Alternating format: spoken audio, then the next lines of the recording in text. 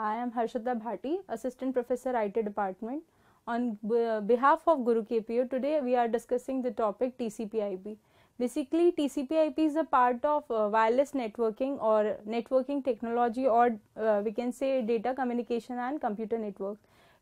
This topic is beneficial for BCA students also, MCA, MSc, IT, and a brief introduction for BTech engineer students also. So हम लोगों ने पिछली बार पढ़ा था कि बेसिकली TCP/IP जो है मेजर 4 लेयर्स से बना है. That is your application layer, transport layer, network layer and host to network layer, जो कि आपका फिजिकल लेयर भी कहलाता है. TCP/IP पे जो मेजर रोल प्ले करता है वो प्ले करता है TCP and your IP. TCP is your transmission control protocol, जो कि आपका कनेक्शन ओरिएंटेड प्रोटोकॉल होता है.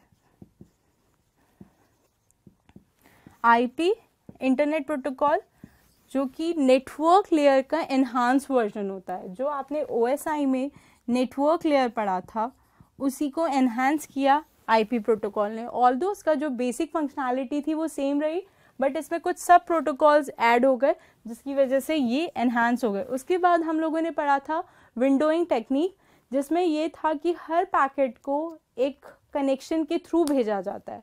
वो कनेक्शन जैसे ही ब्रेक होता है वो पैकेट्स वहीं रुक जाते हैं. वो बार बार उसे चेक करता है, इंश्योर करता है, एक्नॉलेज करता है कि वो पैकेट आगे पहुंचा या नहीं पहुंचा. अगर किस रीज़न से पैकेट क्रैश होता है तो वो वापस रीस्टार्ट करता है उसी पर्टिकुलर पैकेट से, ना कि पूरे पुराने पैकेट से.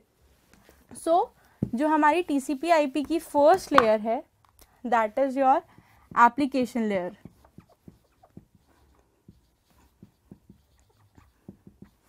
आपकी बेसिकली एप्लीकेशन लेयर जो OSI में थी वो इंडिविजुअल एप्लीकेशन लेयर थी, बट TCP/IP में ये एप्लीकेशन लेयर, प्रेजेंटेशन लेयर और सेशन लेयर से मिलके बनी हुई है. एप्लीकेशन लेयर जो TCP/IP में होता है उसमें बेसिक सारे प्रोटोकॉल्स जो यूज़र एंड पे यूज़ आते हैं उन्हें यूज़ किया जाता है. फॉर एग्जांपल हम स्टैंडर्ड लें तो HTTP, HTTPS और FTP.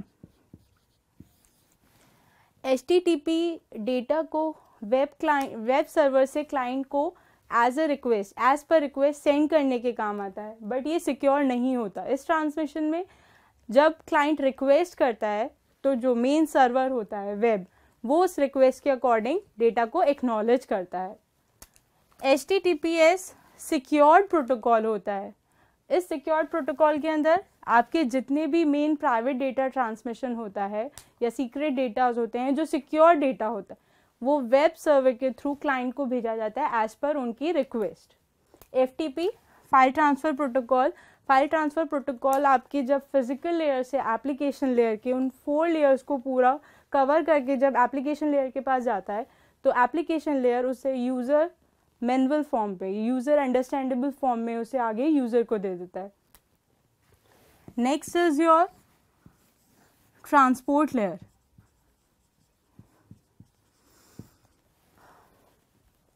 TCP/IP या हम बात करें TCP में, तो TCP में पहले मेन 2 लेयर्स, 2 सब प्रोटोकॉल्स होते थे.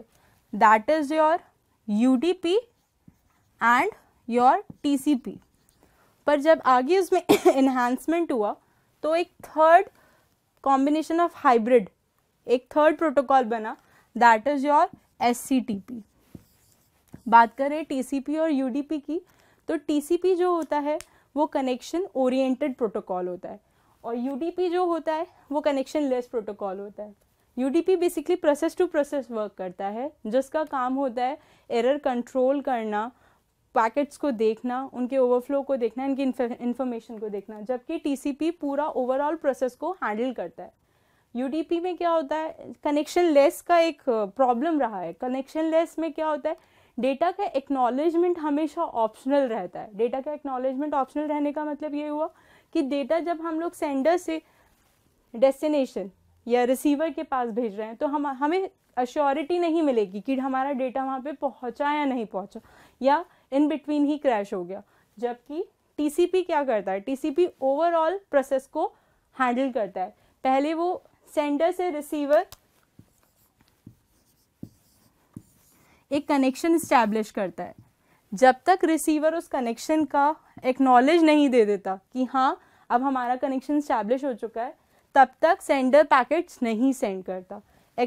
जैसे ही कनेक्शन स्टैब्लिश हो जाता है, सेंडर अपने पैकेट्स को सेंड करने लग जाता है। जब एक पूरा प्रोसेस सेंड हो जाता है या पूरा एक डेटा सेंड हो जाता है, पैकेट्स अपनी जगह विथ सिंक्रोनाइज सीक्वेंस पैकेट, हर एक पैकेट के ऊपर एक हेडर लाइन बनी हुई रहती है जिसमें उसका सीक्वेंस नंबर और उसका डेस्टिनेशन एड्रेस दे रखा होता है। उस सीक्वेंस नंबर के अकॉर्डिंग पैकेट्स पहुंचे जाते हैं, सिंक्रोनाइज होते जाते हैं, रिसीवर एंड पे पहुंचते जाते हैं। जैसे ही पूरा एक प्रोसेस कंप्लीट हो जाता है, वैसे ही ये जो कनेक्शन है वो ब्रेक हो जाता है। नेक्स्ट जब वापस नेक्स्ट प्रोसेस बनता है तो ये कनेक्शन वापस स्टैब्लिश होता है। इससे data more reliable and trustworthy way से कम्युनिकेट हो सकता है। And the third one is SCTP, that is your stream control transmission protocol. Actually ये UDP और TCP दोनों की प्रॉपर्टीज को लेके बना है, जो कि इंटरनेट पे वॉइस ट्रांसमिट कराने के काम आता है। TCP जो SCTP है उसने TCP और UDP दोनों की प्रॉपर्टीज को यूज किया और उसका समहाउ थोड़ा एडवांस वर्जन बनाया, जो कि वीडियोस और स्ट्रीमलाइन जितना भी डेटा ट्रांसमिशन होता है उसमें हेल्प करता है। Your next layer is IP layer और नेटवर्क लेयर। अगर OSI की बात की जाए तो बेसिकली आपका जो इंटरनेट प्रोटोकॉल लेयर है ये अपनी मैक्सिमम एफिशिएंसी के साथ पैकेट्स को सेंड करता है, बट एक ड्रॉबैक ये रहता है कि नेटवर्क लेयर कभी भी एरर को डिटेक्ट नहीं करता। IP का इंटरनेट प्रोटोकॉल का काम ये होता है कि उसके पास जो डेटा आएगा वो आगे भेजता जाएगा, आगे उस एरर है या नहीं है वो चीज़ को डिटेक्ट नहीं करेगा, फुल फ्लो के साथ आपके डेटा को बेस्ट रूट के अकॉर्डिंग सेंड कर देगा।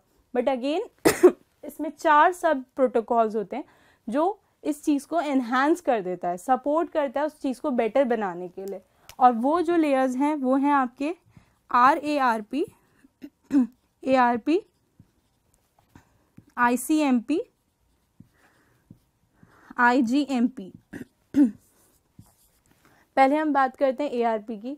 ARP is your address resolution protocol. Address resolution protocol वो प्रोटोकॉल होता है जिसके पास लॉजिकल एड्रेस होता है और वो फिजिकल एड्रेस को फाइंड करता है अपने डेटा को सेंड करने के लिए, और उस लॉजिकल एड्रेस की हेल्प से वो फिजिकल एड्रेस और जो कि आपके NIC पे इम्प्रिंटेड होता है उसको फाइंड करता है, और उस फाइंडिंग के बाद जब उसे अपना फिजिकल एड्रेस मिल जाता है तो वो डेटा को सेंड करना स्टार्ट कर देता है। जनरली आपका ARP यूज़ होता है। RARP बहुत ही रेयर केस में यूज़ होता है। RARP में क्या होता है, आपके पास RARP प्रोटोकॉल के पास अपना एक खुद का मतलब जहाँ उसको डेस्टिनेशन को भेजना है उस डेस्टिनेशन का फिजिकल एड्रेस होता है, बट लॉजिकल एड्रेस नहीं होता। बट किसी भी डेटा को कम्युनिकेट करवाने के लिए या पैकेट्स को सेंड करने के लिए हमें दोनों एड्रेसेस की इक्वली रिक्वायरमेंट होती है, आपके फिजिकल एड्रेस की भी और आपके लॉजिकल एड्रेस की भी।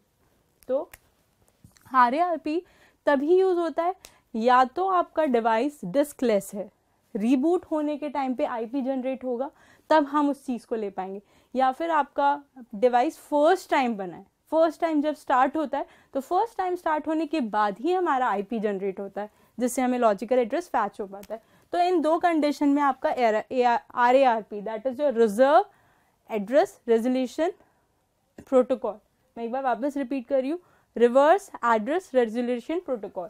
जो आपका थर्ड है that is your control message protocol.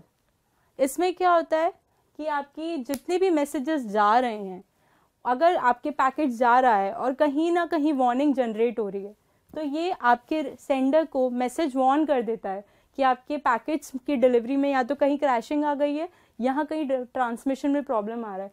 जैसे ही ये मैसेज आपके सेंडर एंड पे जाता है तो वो चीज़ वापस रिकवर होती है, रीट्रांसमिट होती है। सेम ये ग्रुप मैसेज प्रोटोकॉल है जिसमें जितने भी आपके एक्टिव रेसिपिएंट है उसमें वो ग्रुप में मैसेज करता है। This is your IP protocol. आपका जो फोर्थ एंड लास्ट आपका host to network layer,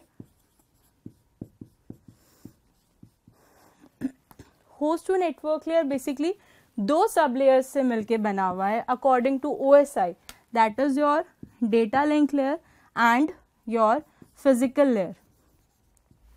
data link layer आपके एरर को डिटेक्ट करता है, आपके एरर को करेक्ट करता है, आपके डेटा को और एफिशिएंट बनाता है, पैकेट्स को स्ट्रीम में चेंज करता है और फिजिकल लेयर को देता है। ऐसा आपका OSI लेयर में हो रहा था, बट TCP/IP के अंदर जो आपका होस्ट टू नेटवर्क लेयर होता है वो आपके मेन ट्रांसमिशन चैनल के बिल्कुल एंड पे होता है। तो जितने भी टोपोलॉजीज, जितने भी कनेक्शंस होते हैं, किस तरीके से ट्रांसमिट करना है, वो होस्ट टू नेटवर्क लेयर करता है। तो इन 4 लेयर्स की वजह से TCP/IP ज़्यादा एफिशिएंटली काम कर पाता है और जो मेजर डेटा नेटवर्क कम्युनिकेशन होता है वो TCP/IP के थ्रू होता है। For watching this video, please like, share and do subscribe, and don't forget to subscribe our YouTube channel. Visit our website Guru KPO. Thank you.